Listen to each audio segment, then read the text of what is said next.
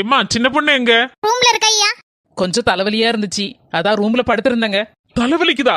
சரி வா, உனக்கு சூடா காப்பி போட்டு தரேன். சின்னம்மா சட்னி அரைக்க தேங்காய் போதுமா? போதும் போதும். என்னி இட்லி ரெடி ஆயிட்டான்னு அம்மா கேட்டா. கிச்சி இட்லி அடுப்புல இருக்கு, சட்னி மட்டும் அரைச்சு கொண்டு வடியாரேன். போ அம்மாட்ட போய் சொல்லு. எங்க சும்மா இருக்க வேண்டியதுனாங்க, அவளு கூட கொஞ்சம் வெறுப்பேத்த மாதிரி பேசுதியா? சும்மா இரு சின்ன பொண்ணு, அப்பதான் வயித்த கலக்கும் அவளுக்கு. பாத்தியம்மா இந்த வீட்ல என்னலாம் நடக்குன்னு? அண்ணே உனக்கு ஏதாவது செய்து தந்திருக்கானா? இப்ப பாத்தியா காப்பியே போடுதான், இட்லி அவிக்கான், சட்னி அரைக்கான். அண்ணே போற போக்கு சரியில்லை பாத்துக்க. பொண்டாட்டிக்கு அடிமையா தான் கிடக்கான். ஏடி அப்படி சொல்லாத மக்கா. இந்த பாரு, அவன் முதல்ல பொண்டாட்டிக்கு கூட மாட ஒத்தாசை பண்ணும்போது எனக்கும் கொஞ்சம் சங்கடமா தான் இருந்து, எனக்கும் கோவம் வரதான் செஞ்சுச்சு. நமக்கு ஒரு கப்பு காப்பி போட்டு தந்திருப்பானா, இப்ப பொண்டாட்டிக்கு டக்குன்னு காப்பி போட்டு கொடுக்கானே அப்படின்னு நினைச்சேன். இப்ப நான் கோவப்பட மாட்டேன் டி. ஏன்னா இப்பவாது பொம்பளைகளோட கஷ்டம் என்ன ஏதுன்னு புரிஞ்சுக்கிட்டானே. புரிஞ்சு கூட மாட பொண்டாட்டிக்கு ஒத்தாசை பண்ணதல்ல, அது வரைக்கும் எனக்கு ரொம்ப சந்தோஷம் டி மக்கா.